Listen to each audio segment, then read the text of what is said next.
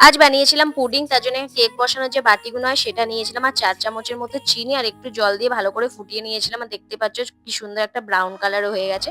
তারপরে সেট হওয়ার জন্য রেখে দিয়েছিলাম। এখানে ৬-৭ খানা মেরি বিস্কুট নিয়েছিলাম আর ২ বাটির মতো দুধ আর ২ টো ডিম আর ২ চামচের মতো চিনি দিয়ে ভালো করে গুলে নিয়েছিলাম। তারপরে একটা মিক্সার গ্রাইন্ডার মধ্যে দিয়ে ভালো করে একটা ব্লেন্ড করে নিয়েছিলাম। দেখতেই পাচ্ছ কি সুন্দর একটা রেডি হয়ে এসেছে। তারপরে একটা ছাঁকুনির মাধ্যমে ছেঁকে নিয়েছিলাম।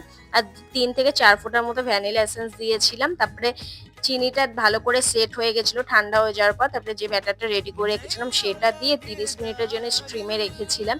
৩০ মিনিট পর দেখতেই পাচ্ছ খুব ভালো একদম আমাদের যেমন চাইছিলাম তেমন একটা রেডি হয়ে গেছে। তারপরে চারিদিকটা ভালো করে একটা ছুরির মাধ্যমে কেটে নিয়েছিলাম। তারপরে আস্তে করে ঢেলে নিয়েছিলাম। কিন্তু এখানে আমার একটা গড়বড় হয়ে গেছিল। ঢালতে গিয়ে না ঠিক মধ্যেখান থেকে ফেটে গেছিল। কিন্তু খেতে খুব টেস্টি হয়েছিল। তোমরাও ট্রাই করো। ভালো লাগলে সাবস্ক্রাইব করে দিও। Thank you.